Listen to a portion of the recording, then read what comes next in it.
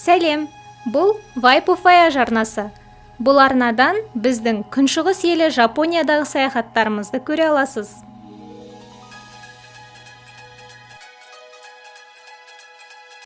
Достар, біз Тоттори префектурасындағы мынандай күшті шөл далаға келіп тұрмыз. Тура. Ерекшелігі сол дала. Жанындағы тура. Дөңгел орналасқан. Сол жерге келіп тұрмыз. Бұл жаңағы Жапониядағы ең орысша айтқанда уникальный жер дейді, бірегей. Сондай жер болып табылады. Міне жапондар арасында өте ең танымал. Тоттори құмды дөңдері. Осы префектурадағы басты көрнекі орын. Аумағы 30 шаршы километрге жуық бұл жер 1963 жылы құрылған Санин Кайган ұлттық саябағының бір бөлігі саналады. Құмды алқап шығыстан батысқа қарай 16 километрге, ал солтүстіктен оңтүстікке қарай 2 километрге созылып жатыр. Кез келген көрікті жерін туристерді тартатын кәмпитке айналдырып жіберетін жапондар мұнда түйеге мініп серуендеу, парапланмен ұшу, құмдағы сноуборд секілді сауықтарды ұйымдастырып қойған. Біз мына тауға шығып бара жатырмыз. Қиын негізі. Қайтсаң? はい、 きつくない？ 大変です。でもこっちもっときついです。みんな頑張って登ってます。どうですか？楽しいです。ちょっと大変ですけど。大変ですか？大変。もう少しですよね。全然平気？全然平気。そうって元気だな。もう少しや。さあどんな景色が待ってるでしょうか。着いた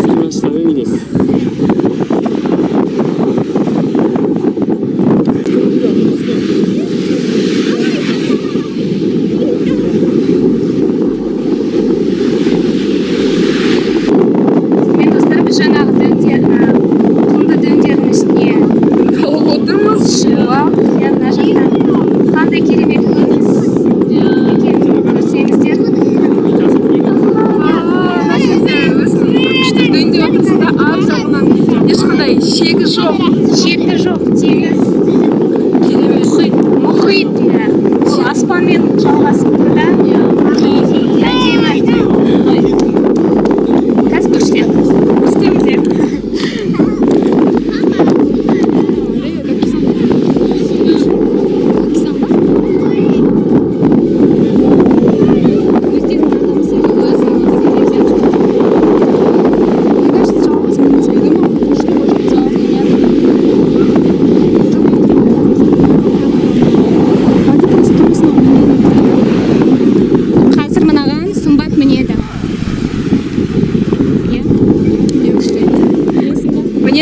Мен қорқпаймын мұндайдан. Айдана сен ше?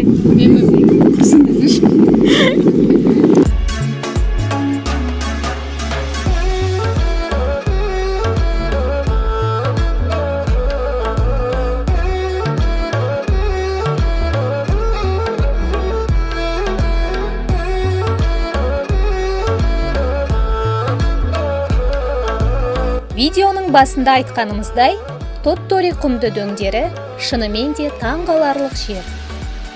Себебі аумағының 70% таудан тұратын Жапонияда мұндай құмды шөл мүлде кездеспейді. Ал енді мұндай бірегей табиғи ескерткіш қалай пайда болған десек, Сендая өзені арқылы Чугоку тауының құмы Жапон теңізіне келіп түседі.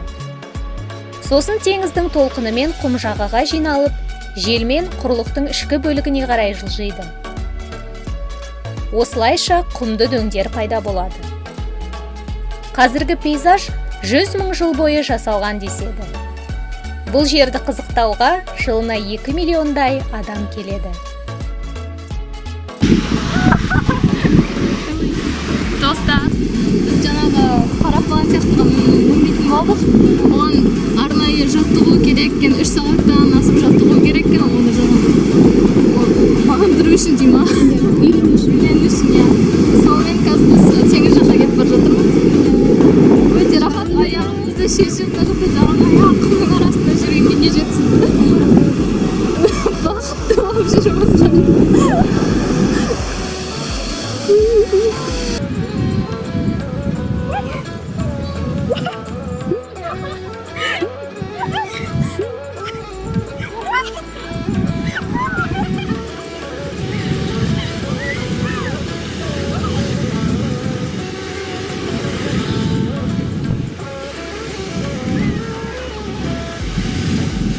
Бұл жердің танымалдығы жапон жазушысы Кобо Абэның романы бойынша түсірілген Сунано Онна аудармасы құм құрсауындағы әйел фильмінен кейін артқан екен. Режиссер Хироши Тешигахараның 1964 жылы жарыққа шыққан бұл фильмі 1965 жылы Оскардың номинанты болған. どうですか、海は。気持ちいい。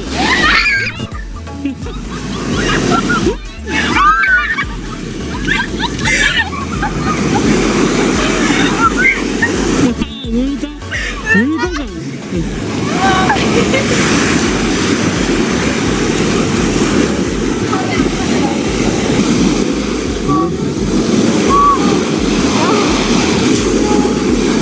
これが日本海です。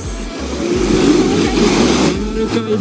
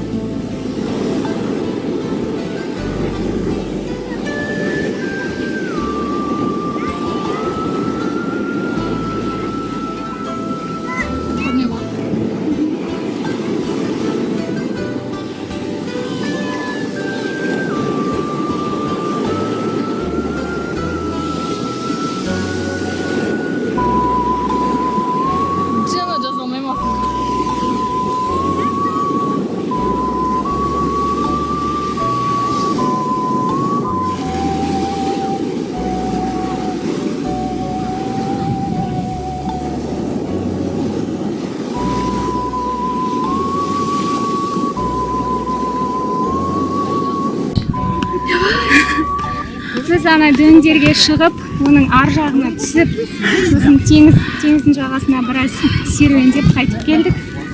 Мына жерден қарасаңыздар, тура бір сахара шөлі сияқты мына жер. Және ана төбешіктердің ар жағынан су көрінеді. Соны адамдар суға жанталасып кетіп бара жатқан сияқты. Сондай қызық иә. Ойлап қалмаңыздар, біз алыс кеткен жоқпыз, ана жерде шынап су бар. Бұл мираж емес. Иә, мираж емес. Енді қайтамыз мына жақта. Күшті болды, күшті жер екен.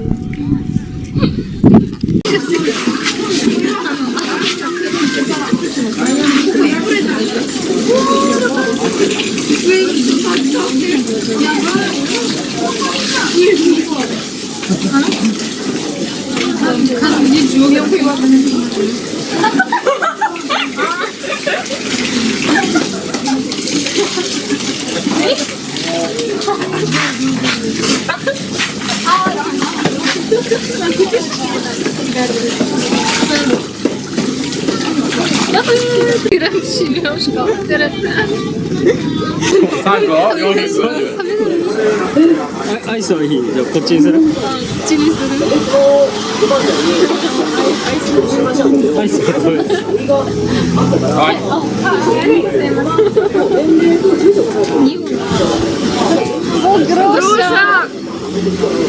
おいしい。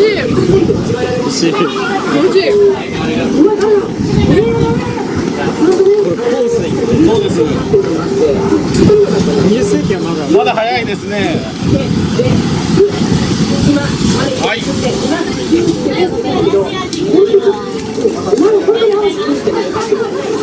めっちゃ美味しいこれ。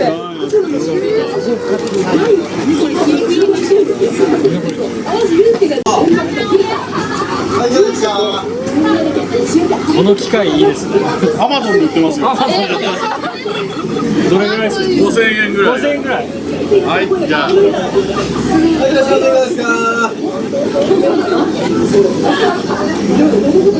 うちもアマゾンで買いました。そう、ありがとうございます。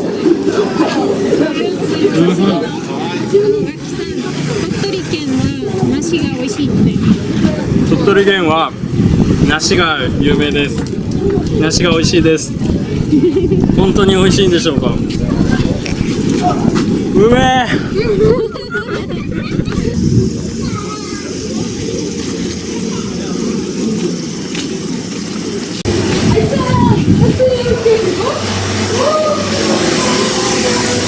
Достар, біз қазір құмнан жасалатын әртүрлі скульптуралардың музейіне келіп тұрмыз. Қызық болады деген ойдан бірге көрейік.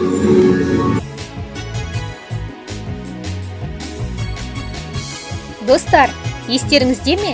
Бала күнімізде құмнан неше түрлі пішіндер жасап ойнағанды жақсы көруші едік қой. Жапонияның осы Тоттори деген бұрышында құмнан мүсін жасауды сүйетін сондай адамның ашқан мұражайы бар. Чаен Кацухико құмнан ғаламат мүсіндер жасайтын әлемдегі алғашқы құм мұражайын ашқан. Және мұражайдағы мүсіндерді жасауға әртүрлі елдердің мүсіншілерін жұмылдырған.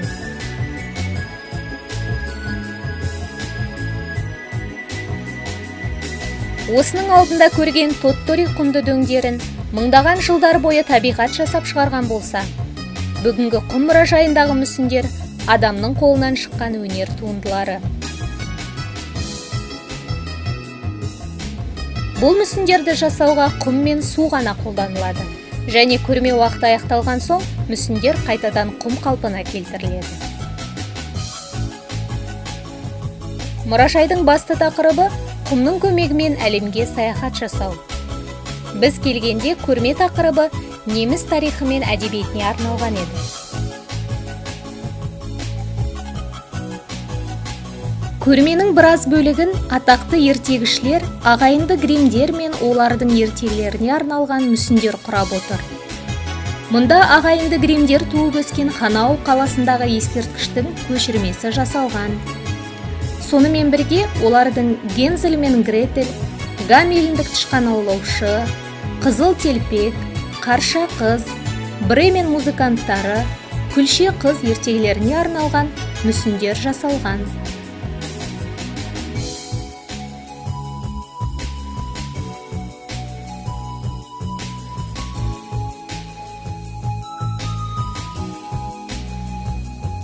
Сондай-ақ Германиядағы ғаламат сарайлар Нойшванштайн, Гогенцоллерн және Рейн өзенінің бойындағы сарайлар, орта ғасырлық қамалдар мен Зигмаринген сарайы, Бранденбург қақпасының мүсіндері де бар. Тарихи оқиғалардан 1961 жылы Берлин қабырғасының салынуы және 1989 жылы оның бұзылуы. 800 жылдары Франция королі болған, Еуропаның әкесі атанған ұлы Карлға тәж кигізу салтанаты көрсетілген. Ұлы тұлғалардан жылжымалы әріптермен кітап басу ісін ойлап тапқан Еуропадағы тұңғыш типограф Йоган Гутенберг. Библияны неміс тіліне аударған, неміс тілі музыкасы, білім беру саласының реформаторы Мартин Лютердің мүсіндерін атауға болады.